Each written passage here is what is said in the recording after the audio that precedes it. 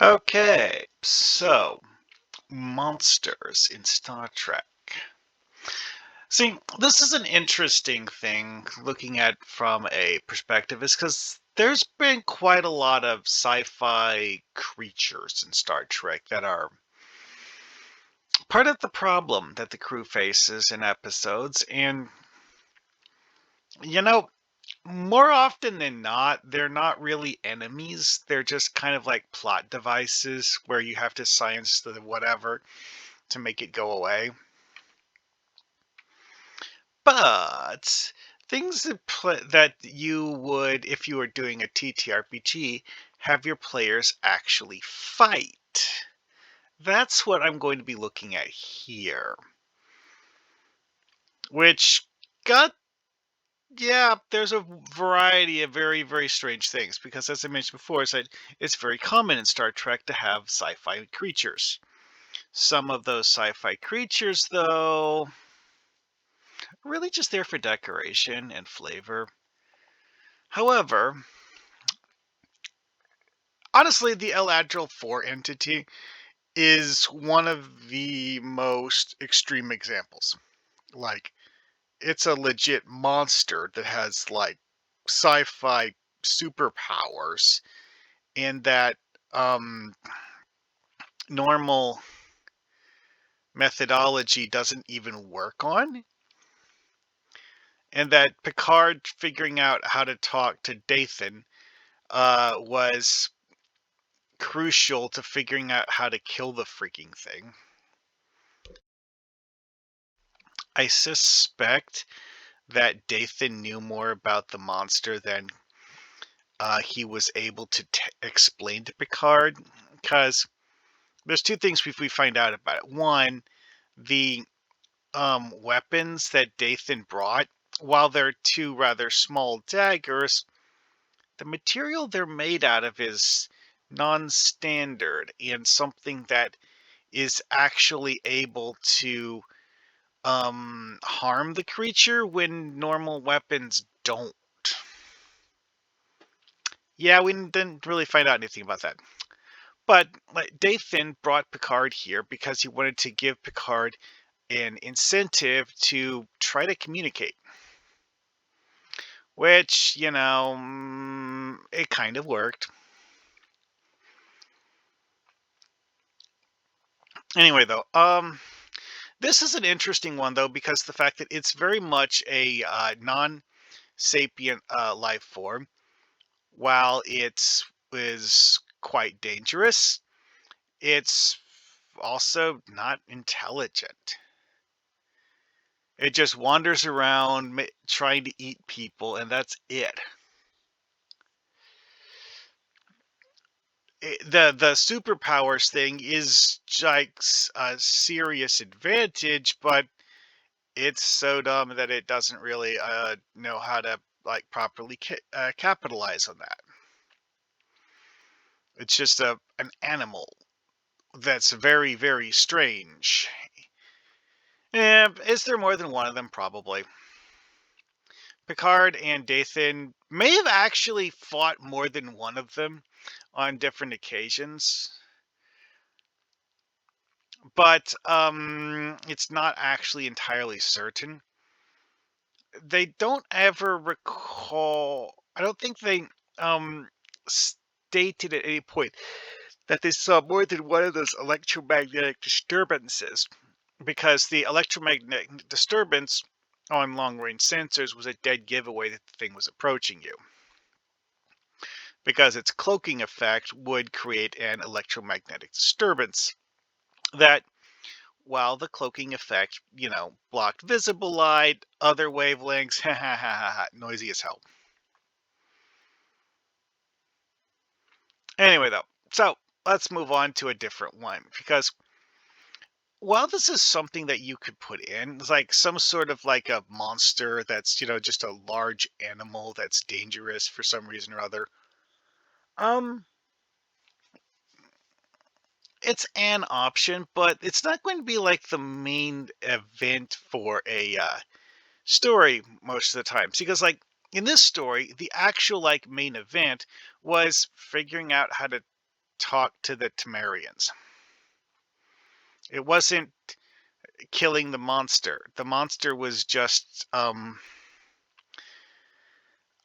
can't say it was decoration, but the monster was a means to an end. So, let's do a different one. The Tarchannen. Now, these are an interesting case because the fact that it's kind of sort of like this the zombie virus thing you will have in certain kinds of fiction where it causes someone to go from a normal thinking rational person to a humanoid animal. Doesn't have the intelligence of a human. Now, the fact that we have Geordi get transformed and start to act like a frog. Supposedly, Geordi's transformation was halted and reversed before it became permanent, and that certain of the other individuals who had been exposed did not, in fact, have the transformation get halted before it became permanent, and that, they concluded that it was impossible to actually fix them. Which, sucks to be them.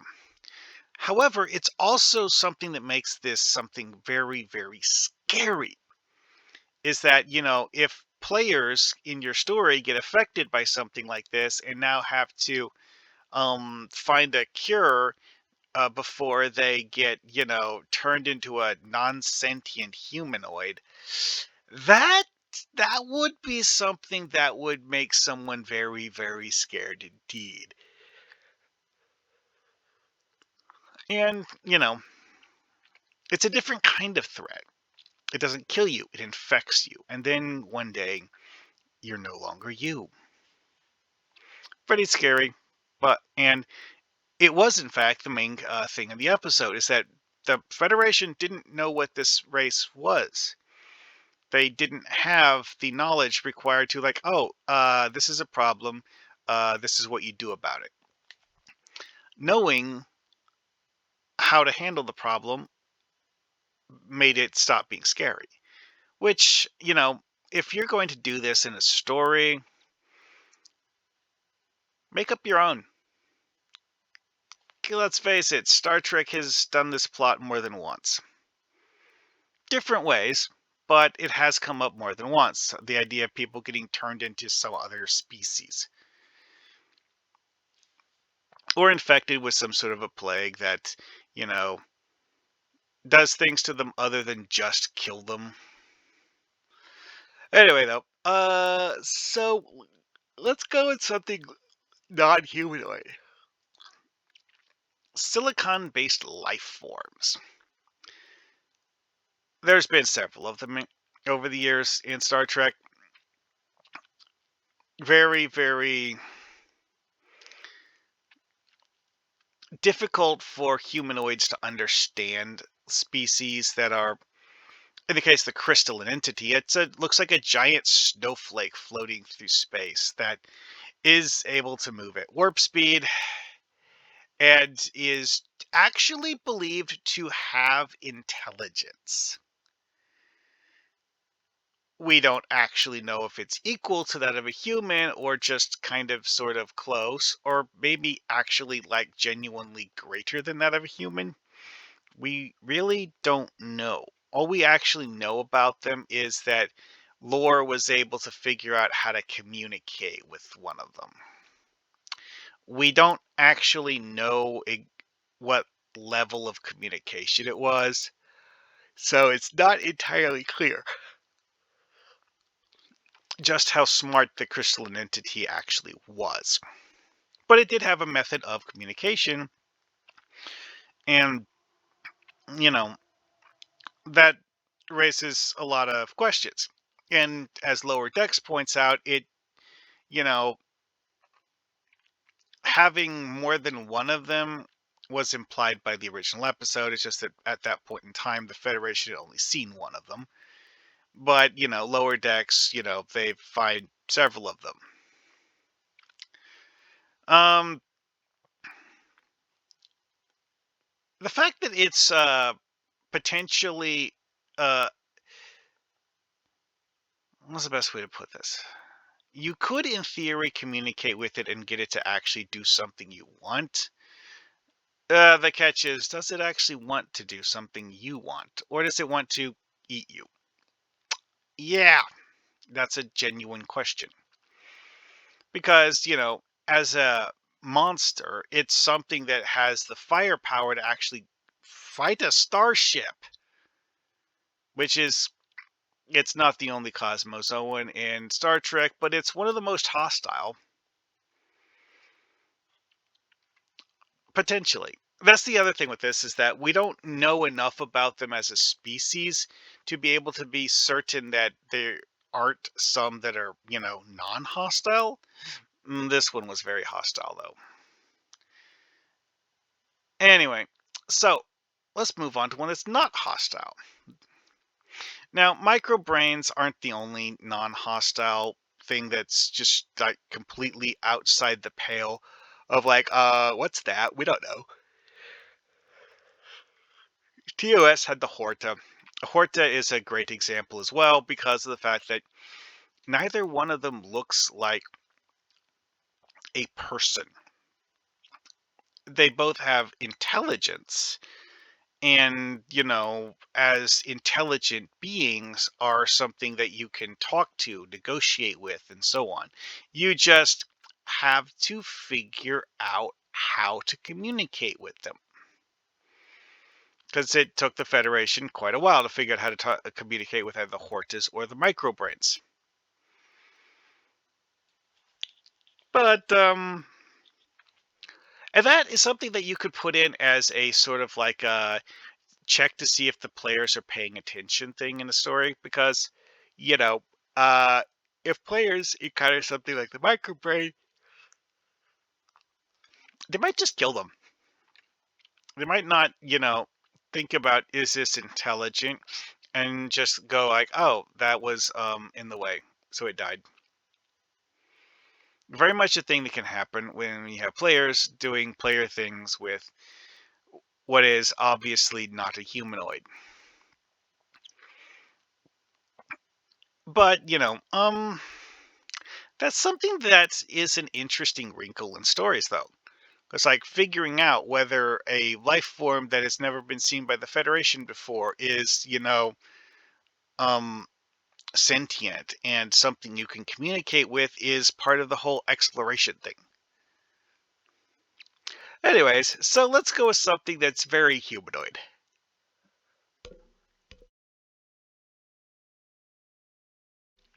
Star Trek has, on many, many occasions, gone with the idea of having man be the real monster.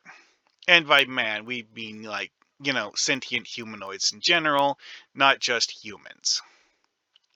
I'm using Turkana 4 as an example because of the fact that it is one of the most alien civilizations we have seen in Star Trek, in terms of, how the culture is put together, what its history is, and all of that stuff. It's like, this is a human colony world.